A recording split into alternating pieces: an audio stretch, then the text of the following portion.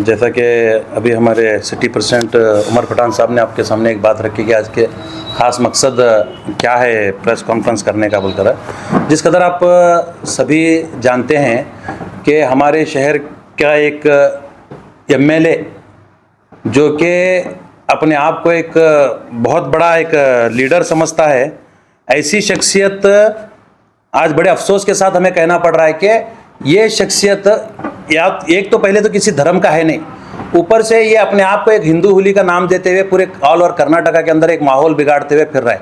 जिस कदर पिछले इतवार के दिन रामनवमी के अवसर पर इस शख्स को हुबली के अंदर इनवाइट किया गया था स्पीच के लिए, तो वैसे मौके पर ये जाकर वहाँ पर मुसलमानों के और खिलाफ बात किया। और साथ ही साथ सबसे बड़ी बात मैं आप लोगों के सामने कहना चाहता हूँ, इसने बाला साहेब ठाकरे के घर में प्रोफेट मोहम्मद पैदा हुए बोलकर बात कही, जो कि इसने जो है उद्धव ठाकरे को कहा। लेकिन ये ऐसी एक जहरीली बात और ये ख़ास तौर से एक हुजूर अकरम सल्लल्लाहु अलैहि वसल्लम की शान में एक किस्म की गुस्ताखी ये मुसलमान कभी बर्दाश्त नहीं करता।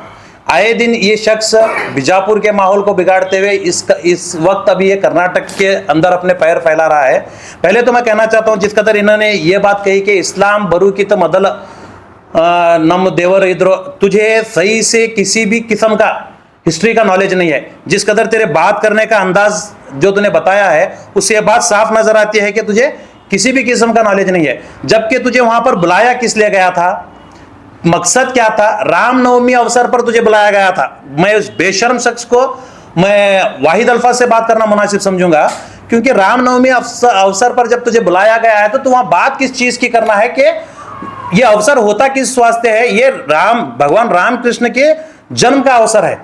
इसके अवसर पर अगर तू भगवान रामकृष्ण की तालीमात पर बात करता, उनके जो है लिटरेचर्स को एक्सपोज करता या फिर लोगों के सामने शाया करता, तो बात समझ में आती। वहां पर तूने जाकर शुरुआत ही मुसलमान के नाम से की है।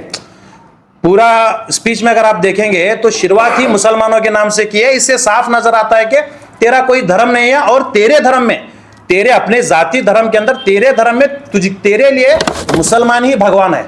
क्योंकि अपने भाषण में जब कोई नाम लेता है कोई भी मजहब का आदमी, तो पहले अपने भगवान का नाम लेता है। लेकिन ये हमारे शहर का एमएलए एक ऐसा शख्स है जो अपने स्पीच के अंदर शुरुआत में ही मुसलमान का नाम लेकर ये शुरू करता है। या तो ये मुसलमान इसका भगवान है या तो फिर इसका डीएनए टेस्ट कराना पड़ेगा, क्योंकि ये मुल्क भर के अंदर ऐसे कई कुत्ते जो है भोगते हैं मुसलमानों के खिलाफ। एक हमारे बीजापुर की मिसाल है, दूसरा वो हैदराबाद की मिसाल है। वो भी वहां से जो है मुसलमान हिंदुओं का जो है अपने आप को शेर बताते हुए जो है कुत्तों की तरह घुर्राता है, और यहाँ का एमएलए भी जो है अपने आप को शेर बताते हुए जो है बात करता है। मैं समझता हूँ ये दोनों इन दोनों को अगर किसी से प्रॉब्लम है तो इनको मुसलमानों से प्रॉब्लम है। वो मुझे लगता है इनको इसकी शिकायत है कि पहले तो इनका डीएनए टेस्ट कराना जरूरी है, क्योंकि इस कदर की नाराजगी मुसलमानों से, मतलब उस शख्स को जो हैदराबाद में मुसलमानों के खिलाफ बोलता है, उसे नवाब या फिर निजाम के जानिब से उसका हक नहीं मिला शायद, और यहां पर इस एमएलए को आदिल शाह की जानिब से इसका हक नहीं मिला, ऐसा लगता है। इसलिए ये अपनी नाराजगी को मुसलमानों पर जो है जाहिर करते हुए नजर आते हैं। मैं कहना चाहता हूं कि इस कदर कल खड़े होकर जिस तरह से इसने बे इंतहा मुसलमानों के खिलाफ जहर उगला, साथ ही साथ हमारे कर्नाटका के अंदर जो कांग्रेस पार्टी आज सत्ता में है, इसके खिलाफ भी एक अपशब्द मैं कहना चाहता हूं खुली तौर पर मीडिया के सामने। ये कर्नाटका के लीडर्स को, इवन सीएम सिद्धरामैया साहब को, इन्होंने इस शख्स ने सुड़ी मक्कड़ बोल के एक अल्फाज इस्तेमाल किया, और इसके बावजूद भी ये न्यूज इतना वायरल होने के बावजूद भी ना इस पर किसी किस्म का सो मोटो लिया गया है, ना इस पर किसी किस्म का एक्शन लिया गया है, ना इस पर किसी किस्म का एफआईआर किया गया है, और ना तो कर्नाटका हुकूमत जो है इस पर किसी किस्म की कड़ी कार्रवाई करने की बात कर रही है। सारे के सारे कांग्रेसी लीडर खामोश हैं। आज कर्नाटका के अंदर कांग्रेस की हुकूमत है, और इसके बावजूद अपोजिशन में जो बीजेपी कहलाती है वो पार्टी का भी अभी लीडर नहीं रहा, ये एक इंडिपेंडेंट शख्स है। इसके बावजूद भी तुम कर्नाटका के हमारे लीडर्स को अगर इस पर एक्शन लेने में प्रॉब्लम महसूस हो रही है, तो मैं समझता हूं कि पूरी अवाम समझती है कि ये इन दोनों की रणनीति है। कि एक जो कहा जाता है ना, तू समझे सर का कर, मैं तू डरे सर का कर, मैं समझे सर का कर। तो ये मामला मुसलमानों के साथ कांग्रेस और बीजेपी के जानिब से पेश आ रहे हैं। मैं खास तौर से कहना चाहता हूं कि पिछले दिनों में एक ईद के दिन हमारे पार्टी के कैडर के जानिब से, एक पार्टी के डिस्ट्रिक्ट वाइस प्रेसिडेंट की जानिब से एक सिर्फ प्ले कार्ड शाया किया गया तो उस पर एफआईआर करके अरेस्ट किया गया, जबकि वहां पर एक साइलेंट प्रोटेस्ट था। ये मैं हुबली के एसपी से मैं पूछना चाहता हूं कि कानून एक साधारण व्यक्ति को अलग है और एमएलए को अलग है क्या? क्या आपने बाबा साहेब अंबेडकर की संविधान को ठीक से नहीं पढ़ा, या फिर आप वर्दी की आड़ में दलाली कर रहे हैं? आप वर्दी की आड़ में दलाली कर रहे हैं। ऐसा नहीं है कि कल के होने वाले भाषण आपके सामने नहीं आए या फिर आप उससे गाफिल है, ऐसा नहीं है। एसपी साहब से मैं कहना चाहता हूं खुले अल्फाज में कि यहां पर आप वर्दी की आड़ में पॉलिटिशियंस की दलाली कर रहे हैं, इसलिए आप जो है ये शख्स पर अभी तक एफआईआर नहीं किए, जबकि वहीं पर एक इनोसेंट शख्स जो कि सिर्फ और सिर्फ साइलेंट प्रोटेस्ट कर रहा था, वैसे शख्स पर एफआईआर करके आप लोगों ने अरेस्ट किया था। तो इसमें जरूरी है कि आपका सो मोटो केस लेना जरूरी है। अगर आप सो मोटो नहीं ले सकते, अगर आप में उतनी ताकत नहीं है, अगर आप में उतनी सलाहियत नहीं है, या फिर आपके अंदर जो है पॉलिटिशियंस का खौफ तारी है, तो हम कंप्लेंट देने के लिए तैयार हैं। हुबली से हमारे अपने पार्टी के जिम्मेदारान जो है वहां पर एफआईआर कराने की कोशिश कर रहे हैं, उस कंप्लेंट लिखे हुए हैं और हम उसके लिए उसके एमएलए के अगेंस्ट में कंप्लेंट देने के तैयार हैं। आप एफआईआर फाइल कीजिए। और रही बात खास तौर से मैं पुलिस डिपार्टमेंट से अगर कहना चाहता हूं, पुलिस डिपार्टमेंट अगर लॉ एंड ऑर्डर को अगर मेंटेन करता है, पुलिस डिपार्टमेंट अगर लॉ एंड ऑर्डर को मेंटेन करता है तो इस किस्म के हालात ही नहीं पैदा होते। अब ये शख्स अपनी सेपरेट पार्टी बनाने के लिए, हिंदू भाइयों को वर्गलाने के लिए, या फिर कुछ ऐसे जोशीले नौजवान जो कि 14 से लेकर 24 या 25 आज जो चल रहा है 2025 है, इन दिनों में जो बीजेपी हुकूमत की जो जहरीली बातों को सुनकर जवान हुए हैं, ऐसे नौजवानों को वर्गलाकर ये जो पार्टी बनाने की साजिशें कर रहा है, तो लाख पार्टी बना, हमें किसी किस्म के प्रॉब्लम नहीं है, लेकिन तू अपने मफाद के लिए मुसलमानों को गाली नहीं दे सकता, ये हम बर्दाश्त नहीं करेंगे। और साथ ही साथ तूने यहाँ पर हुजूर पाक सल्लल्लाहु अलैहि वसल्लम का नाम लिया है। मैं खास तौर से मुसलमान कम्युनिटी से कहना चाहता हूँ, अगर खामोश रहेंगे तो ये शख्स बहुत आगे बढ़ेगा। पहले इसने टीपू सुल्तान रहमतुल्लाह अलैह पर वार किया, फिर इसके बाद इसने औरंगजेब रहमतुल्लाह अलैह पर वार किया, इनके साथ इन्होंने बदजबानी की, इनके वजूद को इन्होंने ललकारा, इनके जो है एक हुकूमत को जो है इन्होंने गलत साबित किया। इसके बाद अब सीधा सीधा प्रोफेट मोहम्मद सल्लल्लाहु अलैहि वसल्लम का नाम ले रहा है। ये एक हल्की जबान, ये हल्की जबान इतने पाक नाम को लेते हुए ये जेब नहीं देती। मैं मुसलमानों से कहना चाहता हूं और पुलिस डिपार्टमेंट से कहना चाहता हूं कि पहले तो पुलिस डिपार्टमेंट अपनी जिम्मेदारी निभाए, दूसरा मुसलमान नौजवान अगर खामोश रहेंगे, ऐसे एमएलए के भाषण को अगर सुनकर इग्नोर करते रहेंगे, तो ये शख्स हो सकता है इससे भी आगे बढ़े। तो सबसे पहले इस पर एक्शन लेना जरूरी है। और साथ ही साथ मैं इस बात को दर्शाना चाहता हूं आप लोगों के सामने कि ये रामनवमी के जो अवसर पर हमेशा से ये राम जन्म की एक अवसर पर हमेशा से ऐसे कुछ पागल कुत्ते, ये इनका जो ईद माना जाता है, एक बड़ी ईद माना जाता है, ऐसी ईद को ये लोग हाईजैक किए हुए हैं, एक दहशत सा मुल्क में बिठाए हुए हैं कि अब रामनवमी है तो कहीं ना कहीं दंगे फसाद होंगे, कहीं ना कहीं जो है पतरा होगा, कहीं ना कहीं जो है मारपीट होगी, या फिर कहीं ना कहीं मॉब लिंचिंग होंगी। ऐसा एक आम लोगों के जहनियत बन चुकी है, जबकि ये एक मेरे हिंदू समाज के लोगों के लिए एक पवित्र ईद है।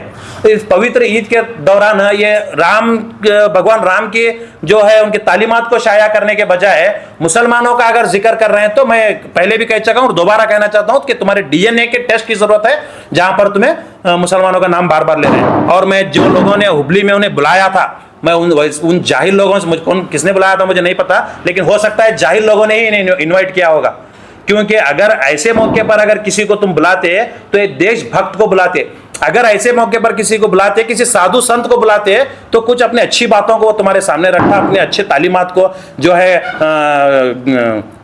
गीता में क्या कहा गया है, पुराण में क्या कहा गया है, ऐसी तालीमात को अगर आपके सामने रखते तो इस देश का माहौल जो है बरकरार रहता, या फिर अच्छे से मेंटेन कर सकते थे। इसके बजाय इन्होंने एक ऐसे शख्स को बुलाया है जो एक देश के अंदर देशद्रोही कहलाता है, क्योंकि इन पर जो है पाकिस्तान का झंडा लहराने के केसेस दर्ज थे, पाकिस्तान का झंडा हमारे देश में लहराने के केसेस दर्ज थे। ऐसे शख्स को जब तुम बुला रहे हो तो क्या साबित करना चाहते हैं? क्या इस देश को देशद्रोहियों के हाथों सौंपना चाहते हैं? ये एक आप लोगों के लिए बहुत बड़ा शर्मनाक मामला है। ये बुलाने वालों को भी समझना जरूरी है और इनको सुनने वालों को भी समझना जरूरी है। मैं मेरी पार्टी की जानिब से इस बात को कहना चाहता हूं कि अगर मैं एक चैलेंज के तौर पर कहना चाहता हूं कि अगर तू इस हरकतों से, ऐसी हरकतों से अगर बाज नहीं आएगा, तो हम शायद इसके लिए कदम आगे बढ़ाएंगे, क्योंकि ऑलरेडी हमारे SDP social democratic party of लोगों के अंदर के कैडर्स के अंदर ऐसी चीजों को लेकर सब्र का मादा हमारे पास नहीं है। हम बर्दाश्त नहीं कर सकते चाहे आम लोग खामोश रहें, लेकिन मैं उम्मीद करता हूं कि इस मामले में कोई आम शख्स भी खामोश नहीं रहेगा। बस मैं ये कहना चाहता हूं कि सब लोग मिलकर पहले तो इसके खिलाफ जो है कानूनी कार्रवाई करें और दोबारा ये किस किस्म की हरकत ना हो, ऐसे जो है इसे सजा की जरूरत है। ये इतवार के दिन, जिस दिन रामनवमी अवसर मनाया जा रहा था हर जगह पर, ये इतवार के दिन जो है हुबली में इन्हें बुलाया गया था। तो वहाँ पर अपनी स्पीच के दौरान इन्होंने कंप्लीट मुसलमानों का नाम लेते हुए बाला साहेब ठाकरे के घर में उद्धव ठाकरे को मोहम्मद पैगंबर का लक़ब देकर इन्होंने ये इस शख्स ने बुलाया या फिर बोला, तो ये नाकाबिले बर्दाश्त है।